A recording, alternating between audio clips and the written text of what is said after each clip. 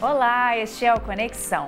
Segundo pesquisa realizada pela Universidade de Brasília, entre 2004 e 2014, 2,5% dos autores publicados no Brasil eram negros.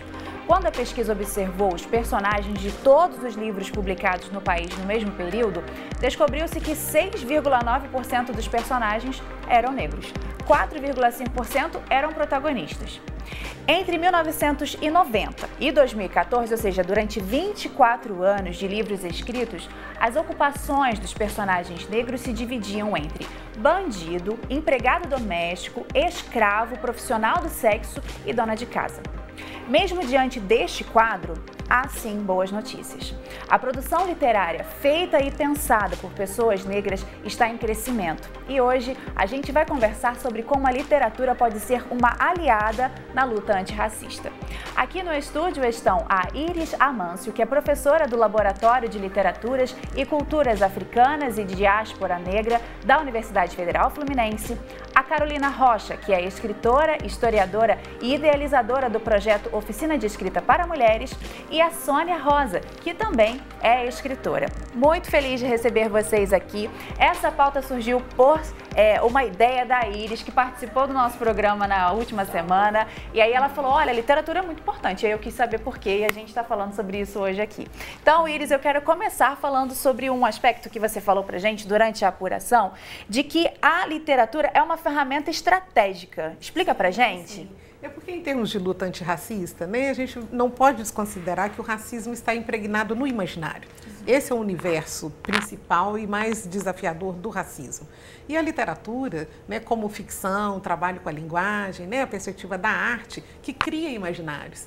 Então, se a literatura, pela sua natureza, já tem esse potencial, imagine qual é o potencial de uma literatura ou das literaturas produzidas por negras e negros, trazendo para esse universo ficcional, criando outros imaginários a partir dessas vivências. Então, é ultra estratégico. E principalmente porque quebram com um estereótipo do tipo literatura ou escrita referenciada a pessoas brancas, ao universo, né, de leitura, escrita, como sendo natural, próprio e quase que exclusivo do branco. Então, as pessoas ainda se assustam quando veem autoras e autores, né, ou nos lançamentos, nas mídias que a gente tem, né, uma escritora negra. Então, tem criança, por exemplo, que se assusta, acha diferente, né, ou muitos adultos que não sabiam, né. Então, é estratégico, né, na perspectiva, vamos dizer assim, bélica, né, de luta antirracista. E aí, falando em estratégia, a gente tem aqui o trabalho, eu vou mostrar o trabalho de quem está aqui com a gente, da Sônia, com esse livro aqui, que é uma gracinha, que é o Menino Nito. Sônia, conta pra gente, além desse livro aqui, Thiago, vou mudar de livro, tá? Temos aqui também Palmas e Vaias, calma só um minutinho, aqui, também da Sônia, e um terceiro que eu fiquei assustadíssima com essas ilustrações, que são belíssimas, dessa Simone Matias, que eu quero em breve conhecer. As ilustrações desse livro aqui são lindíssimas, né? Sim. Agora, Sônia, eu queria saber, depois de mostrar o seu trabalho, a sua estratégia diante dessa luta, como que é o quadro hoje aí da nossa produção de pessoas negras? A gente tem percebido uma melhora, né, nas produções, no sentido assim, do quantitativo, né? As editoras como Nandiala, Editora Palas, Editora Masa, que são 3 editoras muito importantes, e a Malê também, agora aqui do Rio, que são 4 editoras que trabalham com esse protagonismo negro, com literatura negra, feito por negros. Então, é muito importante assim, o trabalho dessas editoras. E eu, como escritora, né, tenho colegas também, escritores negros com literatura negra, mas infelizmente somos ainda poucos, mas esse quantitativo está aumentando, principalmente as mulheres, né? A gente percebe assim, um aumento da presença feminina, né, da mulher negra, escrevendo, publicando. Em princípio, muitas começam com produções independentes e depois vão ampliando. As editoras que trabalham né, com essa especificidade vão abraçando, acolhendo esse contingente, né? Então, eu trabalho, né, com o meu Menino Nito, que é o meu primeiro livro. É um livro que é um menino lindo, bonito. Ele é Nito porque ele é bonito, né? Então, é um menino protagonista que engole choro, né? Eu tenho muita alegria de ter publicado esse livro em 95, né? Até antes mesmo da 10.639, uma lei muito importante, né? E depois disso eu trago para a minha literatura. Hoje eu já tenho tem dezenas de títulos, né? E eu sou muito feliz de colocar os heróis negros, né, e o protagonismo negro dentro da minha obra e falar sobre isso. Uma coisa que você falou que me liga diretamente à Carolina, que é a história de termos mulheres negras escrevendo uma quantidade maior. Sim. Foi daí que surgiu a ideia de fazer uma oficina voltada para as mulheres escritoras? Sim, é exatamente isso, né? É uma oficina de escrita para mulheres, né? Porque a Conceição Evaristo diz alguma coisa muito importante. Ela fala: a mulher negra, ela pode cantar, ela pode dançar, ela pode limpar casas, ela pode até se prostituir, mas escrever não. Escrever é uma coisa que a elite julga que só ela tem esse direito. Então, em vários eventos que eu chego, que eu me apresento, as pessoas perguntam: que horas você vai cantar? Eu já não te vi na televisão? E aí, absolutamente nada contra as mulheres que cantam, que são atrizes, que estão na televisão. Mas eu falo, eu sou escritora, e aí as pessoas ficam assustadíssimas. É muito pelo que a Iris falou, né? Então eu acho que tem uma trajetória, uma produção de mulheres negras que tem revolucionado a literatura no Brasil. Conceição Evaristo, Geni Guimarães, Elisa Lucinda, Miriam Alves, né? Tem um leque aí. Lia Vieira.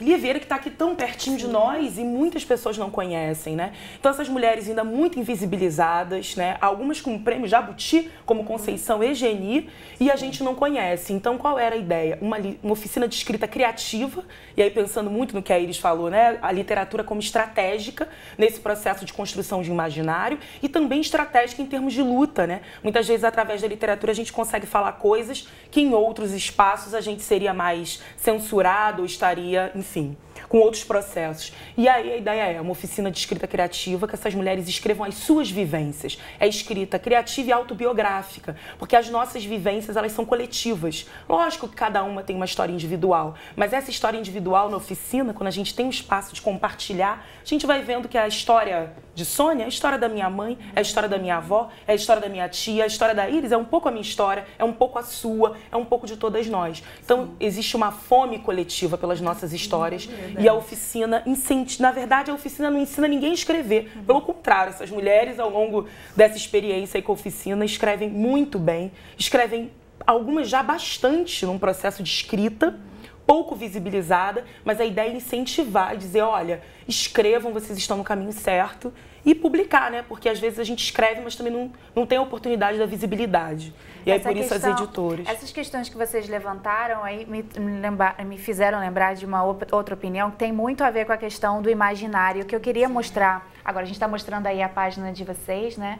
Que é a Dandara Suburbana, é a sua página, né? Sim, minha página. E aí, de antes, poesia. a gente mostrou também a página do coletivo mesmo, que é da Oficina das Mulheres, Oficina de escrita para as mulheres. Para mulheres. Isso. Aí agora eu queria trazer mais uma opinião, que tem a ver com o que a gente estava conversando antes, que as mulheres do canal Anastácias, é um canal no YouTube, falaram sobre a importância de descolonizar o entretenimento.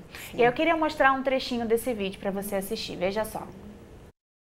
A gente precisa parar para perceber as coisas que a gente assiste, as coisas que a gente lê, o tipo de entretenimento que a gente se coloca em contato e perceber se não é tudo branco e, sei lá, vindo da Europa, sabe? Eu acho que a gente precisa ter essa percepção de tipo assim, ei, caraca, eu leio muito, eu lia, sei lá, mais de um livro por mês. Aí todos esses livros que eu li durante mais de 10 anos da minha vida eram todos de pessoas brancas, todos protagonistas brancos. Não tem um problema aí?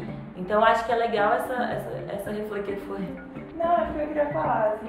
É que eu acho interessante também porque o nosso imaginário fica viciado, né? Se a gente não pega um livro que especifica que o personagem é negro ou assim, a gente já imagina ele branco e nessa realidade. Então é muito... E aconteceu isso numa peça do Harry Potter que foi ser estreada, eu não sei aonde, em que a atriz que protagonizava a Hermione era negra. E aí todo mundo ficou indignado, tipo, como assim ela é negra? Aí a J.K. Rowling falou, olha, no meu livro em nenhum momento eu falei a cor da pele dela. Eu falei que ela era uma menina do cabelo desgrenhado, com cabelo volumoso, nananana. Eu não falei a cor da pele dela. Vocês entenderam que era branca.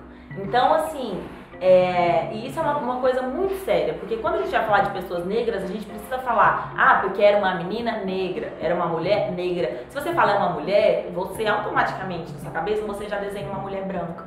E isso é ruim, sabe? Então a gente precisa se colocar nesse lugar de se questionar o tempo todo e de questionar o que a gente tá assistindo e de olhar, tipo assim, caralho, esse filme não tem uma pessoa negra, isso aqui não tem uma pessoa, sabe? Então é legal a gente ficar nessa... É um pouco cansativo, mas é necessário, sabe? Pra gente poder descolonizar o nosso entretenimento, sabe? A nossa vida já é uma colonização constante, então nas coisas que a gente vai fazer ativamente, é legal descolonizar um pouco e tentar realmente ver histórias de outros países, outras realidades, e sair desse eixo Europa e Estados Unidos, porque o mundo é muito mais que isso, né?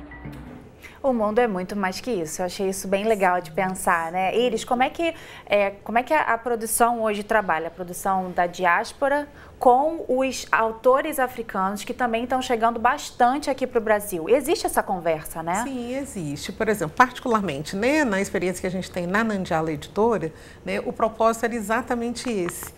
Né, uma experiência que vem da minha própria trajetória acadêmica, porque eu sou especialista em literatura dos países africanos de língua portuguesa e também sou uma mulher negra brasileira, também uma escritora afro-brasileira, então tudo junto. Mas o que é o mais importante disso tudo junto?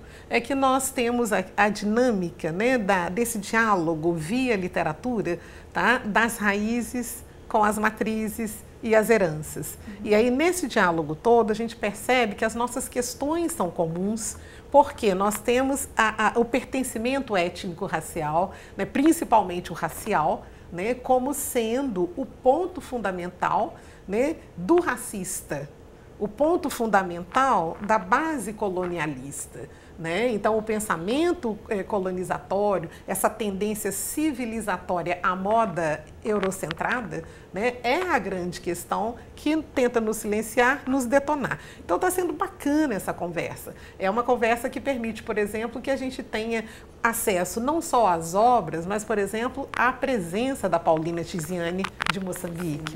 Né? É um diálogo que permite, por exemplo, que agora, em fase de campanha de 21 dias, né, de ativismo contra o racismo, a gente possa ter um contato direto, não só com a obra, mas com a pessoa do Alex Dal, que é também moçambicano, né, e vai inclusive estar no Rio esses dias.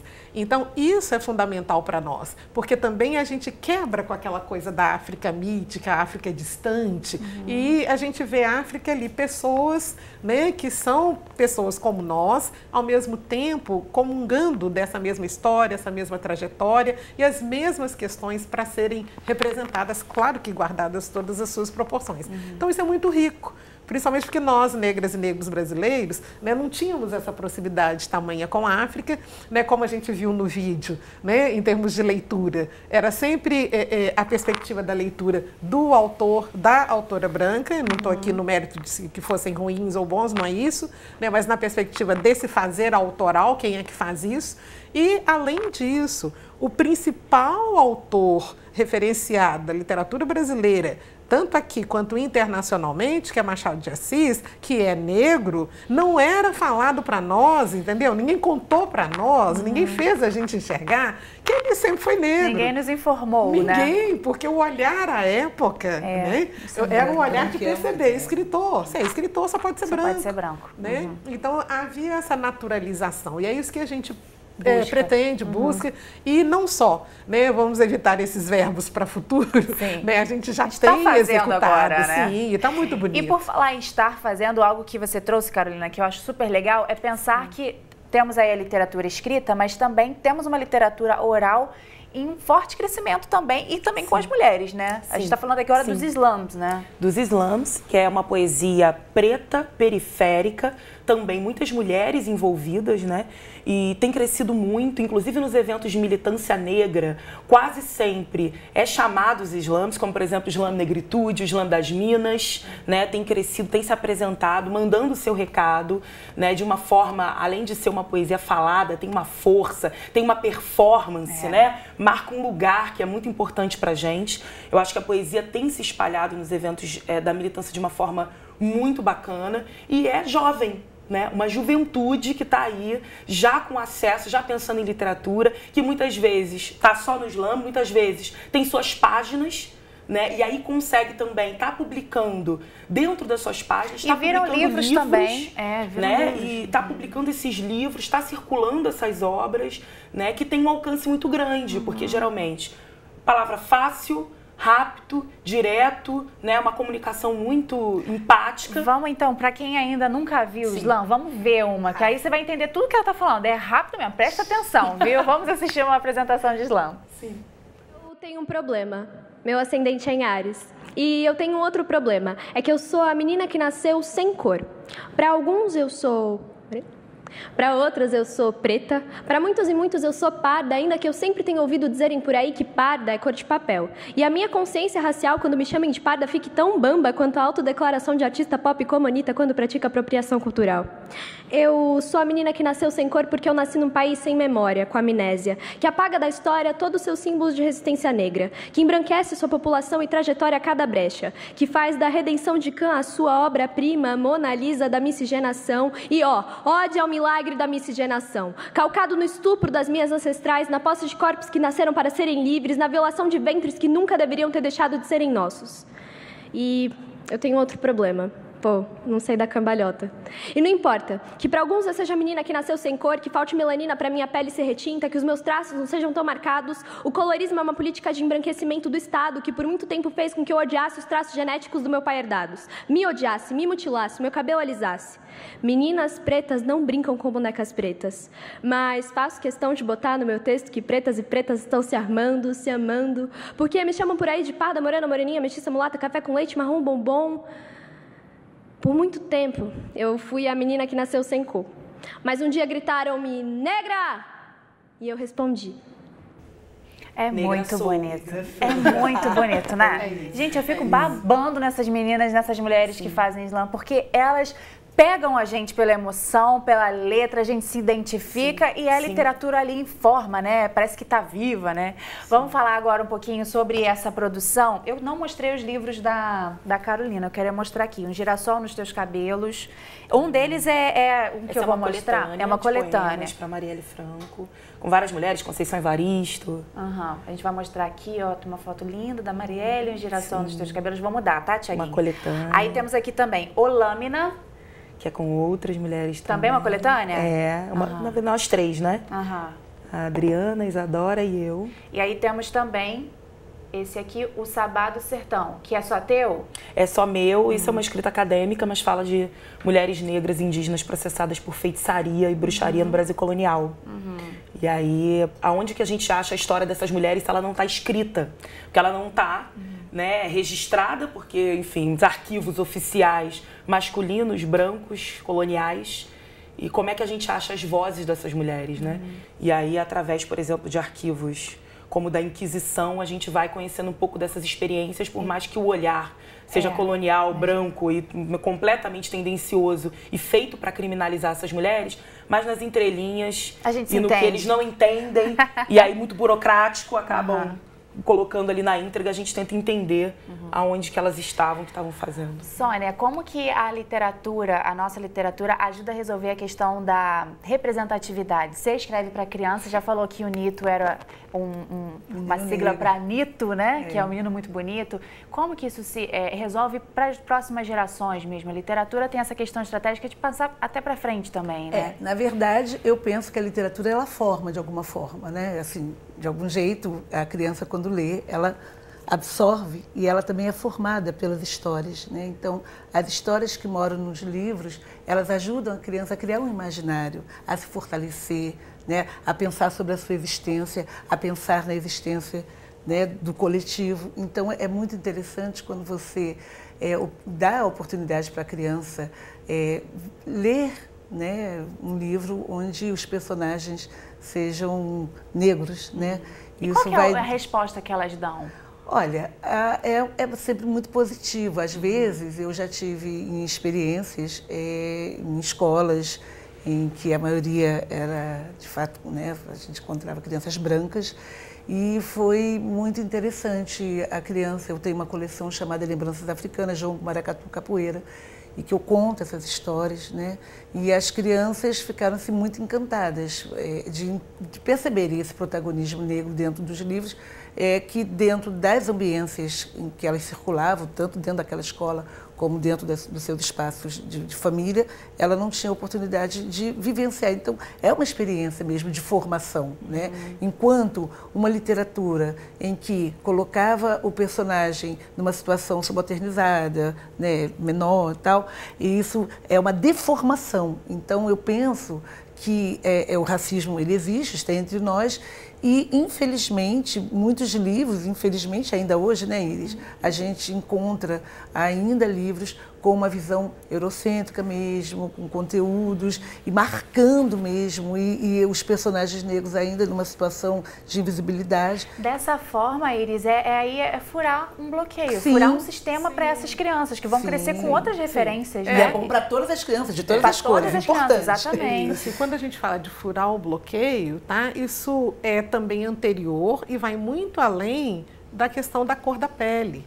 Tá? Porque essa personagem negra que a Sônia coloca, né, que outras escritoras negras colocam lá, né, o Júlio Emílio Braz, lindos os textos, essas personagens habitando o texto literário, né, elas não trazem ali exclusivamente o corpo, porque esse corpo é sujeito. Então ele tem história, tá? Vem ali tradições, vem saberes, vem valores, visão de mundo. Então tem uma dimensão aí que a gente chamaria de ontológica, né? Quer dizer, aquela coisa de você enxergar esse negro como um ser no mundo.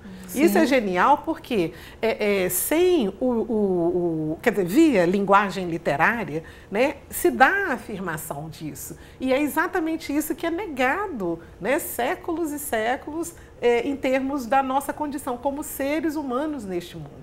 Né? A grande pegada aí do racismo, e o racismo que se cuide, porque nós já sabemos disso há muito tempo, então já estamos aí, né, com ferramentas muito estratégicas, né?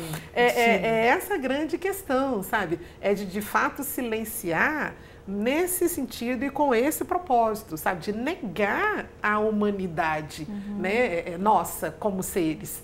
Então, isso quer dizer, é o cúmulo do absurdo. Né? E não se aceita mais, né? Não, isso é bonito de ver esse movimento. Isso é negar a natureza das coisas, entendeu? Então, é natural que nós, negras e negros, estejamos neste mundo. Isso é da nossa natureza, e é da natureza da vida, é da natureza da diversidade. Olha, eu, sinceramente, eu amei conversar com vocês. Foi muito legal. Pena que são só 25 minutinhos. Vou dar um jeito de aumentar essa conversa. Ou vocês voltem aqui, viu? Mas muito obrigada. Muito legal. Antes de terminar, eu queria mostrar novamente as páginas para quem ficou interessado. Para você que é mulher, que ficou interessada em escrever, quem sabe aí um ano novo inicia e você vai lá, aprende a escrever com essa mulherada que está trabalhando. Vamos começar então por aí mesmo. Ó, Licafro, da UF. Tem mais informações aí na página do Licafro, no Facebook, é Licafro UF, tem um monte de artigo legal, você consegue saber um monte de coisa que você provavelmente não está ouvindo por aí. Aí eu queria passar para a próxima, que é a oficina de escrita para mulheres. Olha quantas mulheres... fala, sábado dia 23. Sábado dia 23 agora, lá no Mucabe, né? A gente, na Gamboa, no centro do Rio de Janeiro, teremos uma oficina de escrita afetiva. Então, a gente está aí num evento que se chama Axé para Todo Mundo Axé. Está dentro da agenda dos 21 dias de ativismo contra o racismo. De graça? É a partir de uma contribuição voluntária e consciente, a partir de R$20. Ótimo. Contribuição Quem não tiver, vai também. Quem tiver, tá. Ótimo. Aí, tá vendo? A gente tá vendo até o evento aí. O pessoal ali de dentro dessa suíte era maravilhoso. Muito obrigada. E vamos encerrar aí com a Dandara Suburbana também, que também temos informações. Aí, ó, Dandara Suburbana. Tem informação de todo mundo. Entra na internet. escritorasoniarosa.com.br. escritorasoniarosa.com.br. Você não pode reclamar que você não conhece mais as escritoras negras desse país que a gente está te contando. Muito obrigada, viu? Pela história importa. Importa, nossas histórias importam. Amo essas frases. Muito obrigada pela sua companhia. É muito importante. Não deixe de contar a sua história. Abraço. Se você quiser rever essa e outras entrevistas, é só acessar o futuraplay.org. Um beijinho e até a próxima.